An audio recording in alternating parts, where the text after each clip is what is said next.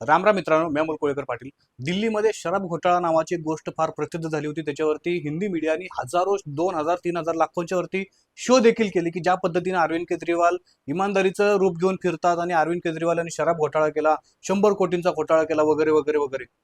या शराब घोटाळ्यामधून अरविंद केजरीवालांची निर्दोष मुक्तता करण्यात आलेली.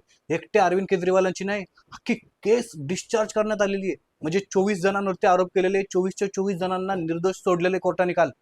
आणि सीबीआयची वाट लावलेली, म्हणजे सीबीआयला फटकारे मारलेले की कुठल्याही प्रकारे तुम्ही पुरावे नसताना मुख्यमंत्री पद असेल, उपमुख्यमंत्री पद असेल, अशा पदावरती स्टँडिंग गव्हर्नमेंट म्हणजे रुलिंग सरकार असताना तुम्ही अशा इतक्या मोठ्या लोकांना अटक करता, 2-2 वर्ष जेलमध्ये ठेवता आणि तुम्ही कुठल्याही पुराव्याशिवाय हे सगळं करता. या सगळ्या गोष्टीमुळे सीबीआयचे जे इन्व्हेस्टिगेशन ऑफिसर होते यांची विभागीय चौकशी देखील करायचे आदेश दिलेले कोर्टाने. हे सगळं का केलं तुम्हाला माहिती आहे भारतीय जनता पार्टीनं? कारण त्यांना दिल्लीचं सरकार पाहिजे होतं.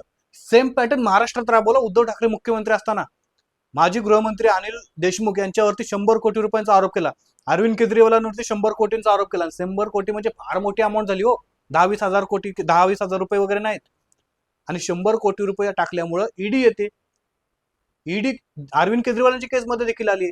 आणि आज ज्या पद्धतीने बघताय की म्हणजे दिल्लीमधलं सरकार पाडण्यासाठी अरविंद केजरीवालांवरती खोटे आरोप केले, त्यांची बदनामी केली आणि त्यांचा भारतीय जनता पार्टीनं हेतू साध्य केला. त्याच पद्धतीनं उद्धव ठाकरे यांचं सरकार पाडण्यासाठी देखील अशाच प्रकारे एजन्सींचं गैरकृत्य करून उद्धव ठाकरेंचं सरकार पाडलं की काय. आणि याच सीबीआय कडे अजितदादांचा विमानाचा तपास करायचे देखील आता मुख्यमंत्री बोलतात की आम्ही त्यांना अधिकार दिलेले किंवा त्यांना आदेश दिलेले.